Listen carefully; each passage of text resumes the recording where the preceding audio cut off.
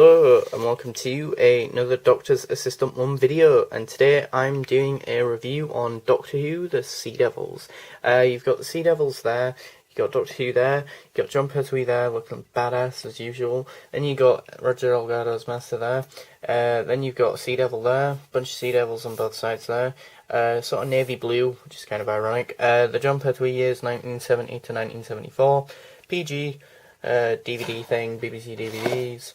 You got Jon Pertwee there, the Sea Devils, 2 Entertainment, BBC, special features stuff, the bio, and that screenshot-y stills and row of stills starring Jon Pertwee, who it's written by. On the inside you've got the disc and the writer's notes and or pamphlet. So what did I think of this story? Oh, before I get into this story, should I say, my previous review on my channel was Attack of the Cybermen, so if you want, you can go check that out and then come back and watch this one. That's the previous one that I reviewed, just if you wanted to. Then again, I have a playlist of, all my classic Doctor Who reviews on the channel as well. So, yeah.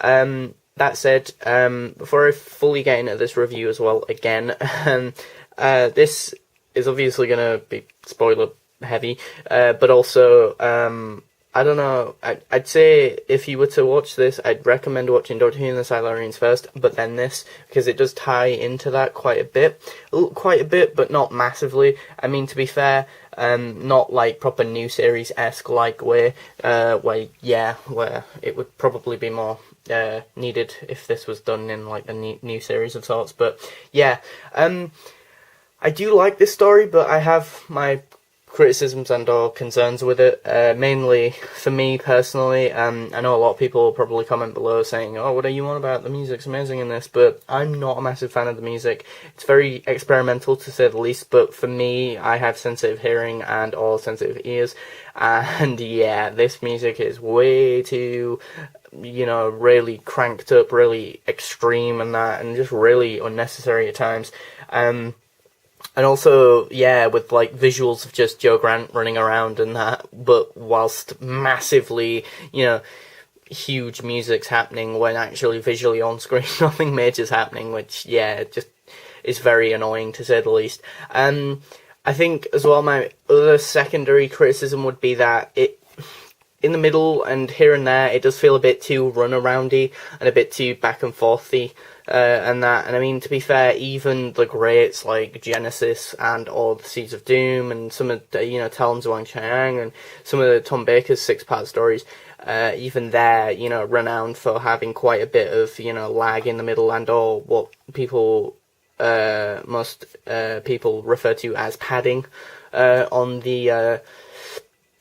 on these stories. I appreciate why that is, obviously there's only so much you can actually do that's actually substantial in these stories, with the length of them, and also, to be fair, when we're watching them as new viewers, viewing them on DVD rather than how they were initially broadcast, they were broadcast, an episode per and or part, should I say, in my opinion. It's a 6-part story to 1 episode, but yeah, it's split up into 6 parts, so yeah, you're watching all 6, so 2.5 hours of just 1 episode in that one go, whereas someone else who watched it on an original broadcast would have watched it, for 6 weeks this would have lasted. So, but yeah, I think the Sea Devils are really good. I think my major criticism with them is that I think they're better in darker lit areas and or places. I think they work better there, and like I love the pacing of the first sort of episode, even though when we do get to see one, it's in episode 1, it's in the first part, should I say, but I think the fact that they don't talk until like later on is really cool as well, adds to the mystery of them. And yeah, visually I think they look really good in the dark lit sort of oil rig sort of stationy thing that's in the middle of the ocean. Really good there. It's very sort of Jon Pertwee-esque story, which is a good thing if you're a big fan of Jon Pertwee, or if you're not sure where to start, I'd recommend this one maybe, potentially. But but it trades out a few things here and there. Like in contrast to Doctor Who and the Silurians, it doesn't have a unit. Rather, it has the Royal Armoury, Royal Navy. So a lot of it is shot sort of on location, actually, or quite a bit. Yeah, with quite a lot of sort of bases of ships and boats and jet ski type things or jets sort of things, and yeah, all manner of different boats and stuff like that, and ships, really, which is really cool, really. But yeah, so instead of unit, you've got the Navy. Instead of Liz Shaw, you've got Jo Grant. And in this one, the unique sort of selling point, you could argue, is that the Masters in this one.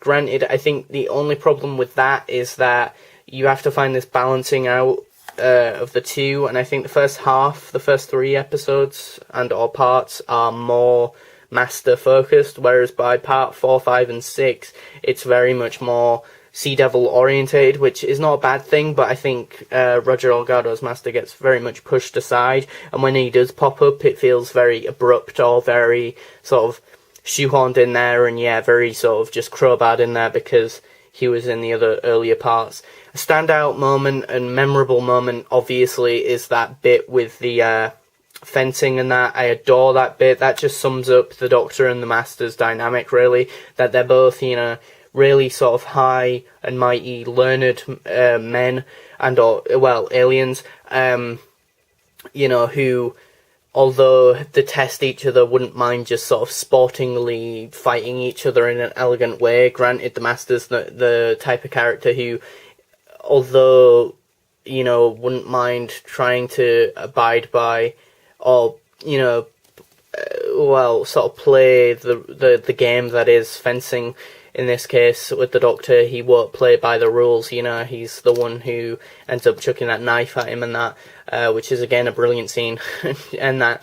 And to be fair, considering how, at times, intense and or serious and dark, well, not dark, but serious this story is overall, I would say there's quite a bit of humour sprinkled in here and there, which is great, like the bit where he's like, oh, don't you think that, your casual violent sport of sorts makes you one for being rather hungry, don't you think? And then he's like, the Master's like, oh yes, enjoy your meal whilst it lasts, because then he's eating like a sandwich and that, so, which I thought was kind of hilarious. But yeah. This is essentially a sequel to Doctor Who and the Silurians. It's written by the same writer. It feels like like he's trying to either build on what he did previously in terms of, what maybe he thought wasn't so good in Doctor Who and the Silurians, and build on that. I think the Sea Devils are a decent villain and or adversary, and I think they're more like, they feel more like secondary sort of villains in contrast to the Silurians. I think the Silurians, because they came first, are the more memorable ones in Doctor Who fans' minds. But I really do like the Sea Devils, but again, I think they're better when there's fewer of them, and when they're darkly lit places and that, and when you can't fully see them all the time, I think the darker areas and all lit sort of scenes are the better ones, when they're more sort of green and slimy and icky and yucky looking, and that, because they look better there, whereas when they're on the beaches, so to speak, and you can tell it's just some guy in a suit, it's a bit ridiculous. Jon Pertwee's phenomenal here, as usual, as the Doctor, karate chopping people here and there, running around the place, and, doing that infamous sort of look to the camera when there's a cliffhanger. There's the line of, I reverse the polarity of the neutron flow, brilliant. The Master has like a disguise. Do you like disguises? I like disguises. You do need disguises when you're someone's ex-prime minister. But no, he wears like a disguise at the end and that, which is great. And all around, just a really interesting and really fun story. There's some decent side characters with like the captain of the Navy. Of the Navy, there's the woman, secretary woman, who's actually fairly decent as well. Then there's this, like, army grunt guy who ends up trying to blow up all the Sea Devils, and the Doctor just shuts him down and totally calls him a pudding brain, pretty much. And then, you know, there's this other guy who, like, tries to work with the Master and ends up getting killed, spoiler alert, but yeah, who was fairly decent as well.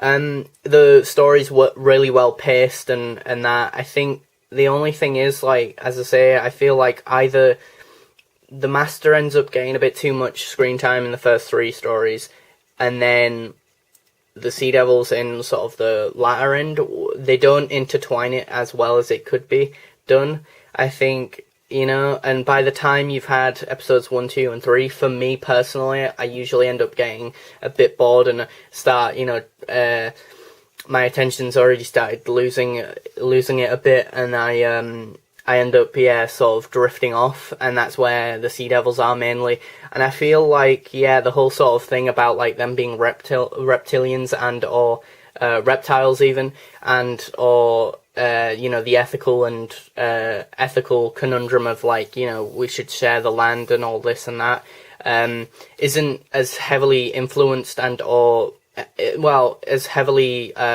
sort of in this story and or at the forefront of this story, and I feel like it's because Doctor Who and the Silurians sort of did that message more, and or because it was the first one to do it.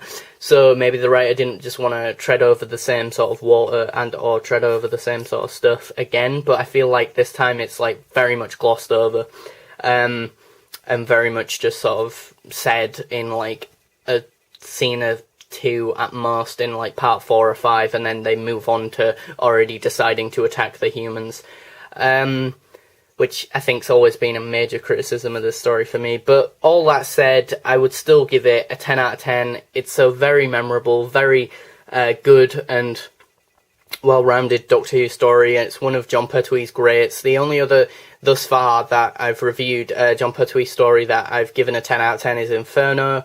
I haven't watched Doctor Who and the Silurians in a very long time, and out of the 2, I think it's the shorter one, but that might explain why some of the finer details and finer plot points and things are glossed over here, maybe. Again, Roger Delgado and Jon Pertwee are electric on screen in the times that they are both in the same scene and or interacting with each other. Like, that fencing duel is just phenomenal and unforgettable and electric, you know. And then you get the interesting line of, like, Jon Pertwee saying stuff about the fact that you could say we were friends, we even went to the same school, you might say, or something like that, you know, and that's really interesting and really, yeah, like, cool and something new and different for Doctor Who and or the Doctor's character to say and or add to his character and his lore and mythology and background. So yeah, I would definitely recommend Doctor Who, The Sea Devils. 10 out of 10 story. Thanks for watching, comment, rate, and subscribe.